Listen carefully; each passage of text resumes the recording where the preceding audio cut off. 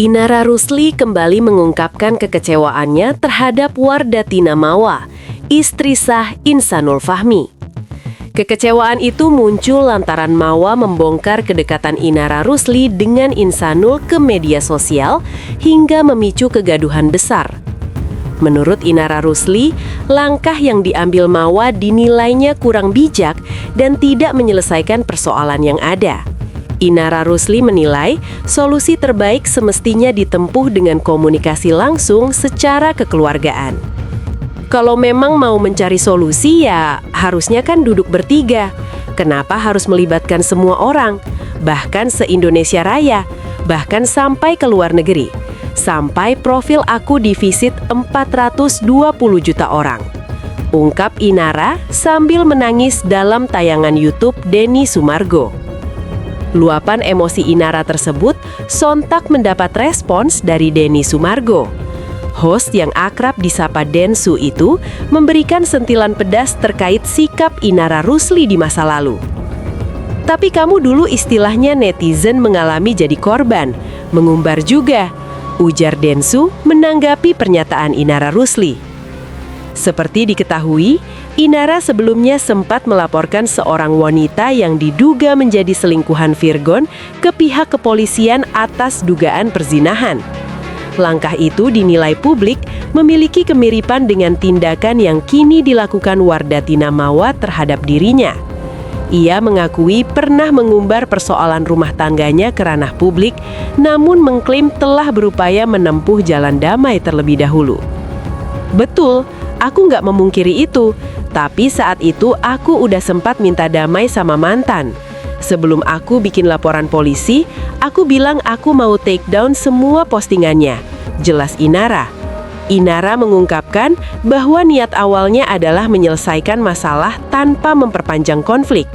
Namun situasi yang terjadi kala itu memaksanya mengumbar aib mantan suami ke sosmed sebagai bentuk pembelaan diri.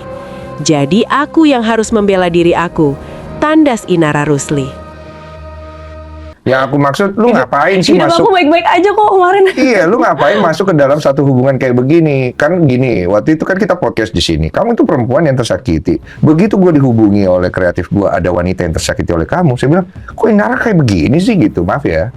Tapi kan gue nggak ngikutin pikiran sama buruk. Sama sekali nggak salah kok. Dan aku nggak ngerasa.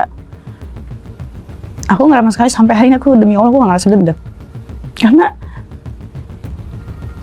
aku bahkan bilang ke M, aku ngeliat kamu tuh sama kayak aku ngeliat aku dulu.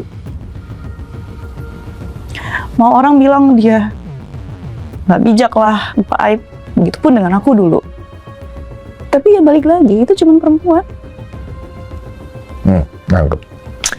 Jadi dengan semua usaha ini yang kemudian akhirnya M datang ke podcastku, dia kan membawa barang bukti. Barang bukti yang dia bawa kamu udah nonton dong pasti, atau kamu nggak sampai selesai sih. Nggak kuat ya.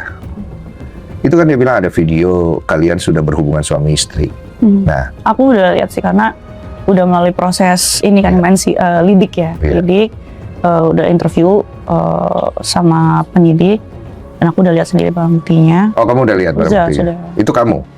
Aku ngerasa itu nggak seperti yang dituduhkan. Ya, tapi kamu ngelihat itu kamu kan, atau bukan? Nggak, kurang kamu jelas. Kamu nggak bisa jawab. Kamu nggak bisa jawab. Kurang jelas karena itu kamu nggak bisa jawab. Iya, apa kalau kamu nggak bisa jawab? Iya, karena jujur videonya udah dipotong-potong, terus udah nggak jelas juga, burem. Jadi kayak aku bingung aku mau bilang apa. Iya, oke. Tapi kamu tahu pasti itu kamu atau nggak? Nggak mungkin kamu nggak tahu kalau kamu udah lihat barang. Aku kurang pasti itu kayaknya kurang jelas juga videonya. Tapi lokasinya pasti kamu tahu, nggak mungkin nggak? Lokasinya mirip. Mirip, oke. Intinya kamu nggak bisa jawab ini dengan jelas karena ini ada urusan hukumnya kan? Ya. Oke, itu aja udah. Berarti kamu nggak bisa. Masih bergulir proses hukum. Tapi kamu tahu benar dan salah di situ tahu dong ya? Tahu. Benar dan salah maksudnya? Maksudnya apakah itu benar kamu atau enggak kamu tahu? Cuma kamu nggak bisa sampaikan karena ini ada urusan hukumnya kan ya? Iya, karena kan kalau misalnya kita memberikan statement yang ternyata tidak sesuai dengan hasil dari proses hukum, kan jadinya kita menyebarkan hoax. Enggak.